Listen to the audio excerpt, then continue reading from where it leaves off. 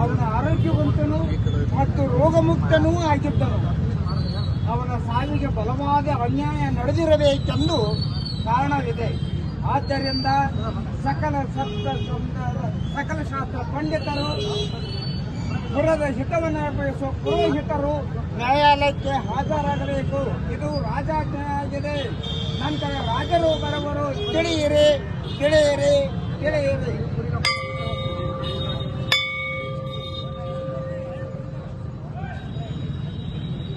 ನನಗೆ ತಿಳಿದಂತೆ ನನಗೆ ಒಳೆದಂತೆ ಹೇಳಬೇಕೆಂದರೆ ಇದು ವರ್ಣಸಂಕರ ಸಂಗತಿಯೇ ಎಂದು ನನ್ನ ಅಭಿಪ್ರಾಯ. ಅಂದರೆ ಯಾವನೋ ಒಬ್ಬ ಮೋಚಿ ಈ ಜಂಬೂ ದ್ವೀಪದ ಎಲ್ಲೋ ಒಂದು ಕಡೆ ತನ್ನ ಆಶ್ರಮವನ್ನು ಕಟ್ಟಿಕೊಂಡು ವೇದಾಧ್ಯಯನ ತಪಸ್ಸು ಮಾಡುವುದಲ್ಲದೆ ಬ್ರಾಹ್ಮಣ ತಪಸ್ವಿಗಳು ಗೈಯುವ ಸಂಧ್ಯಾ ವಂದನೆ ಅಂತ ಮುಂತಾದ ಬೇರೆ ಬೇರೆ ವಿಧಿವಿಧಾನಗಳನ್ನು ಅಸ್ಪೃಶ್ಯರಿಗೆ ಬೋಧನೆ ಮಾಡುತ್ತಿರಬೇಕು.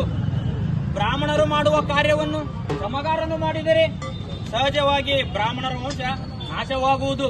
ಇದಕ್ಕೆ ವಿರುದ್ಧವಾಗಿ ಪಂಚಮರ ವಂಶ ಊರ್ಜಿತಗೊಳ್ಳುವುದು. ಒಮ್ಮೆ ನಿರ್ಣಯಕ್ಕೆ ಬರುವುದು ಒಳ್ಳೆಯದಲ್ಲ.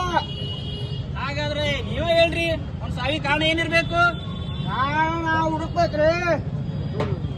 ಅವನು ಸಾವಿನ ಕಾರಣ ನಾವು ಕತ್ತಿರಬೇಕು. ಆಮೇಲೆ ಹೃದಯ ಎಪ್ಪಗಟ್ಟಿರಬೇಕು, ಹೊಟ್ಟೆ ಎಪ್ಪಗಟ್ಟಿ ಹೃದಯ ಇದಾಗಿರಬೇಕು. ಆಮೇಲೆ ನೀರು, ಈ ಗಾಳಿ ಕಲುಷಿತವಾಗಿರ್ತಕ್ಕಂಥ ಎಲ್ಲಾ ರೋಗಗಳು ಕಲ್ಪಿರ್ತಾವೆ. ಅದನ್ನು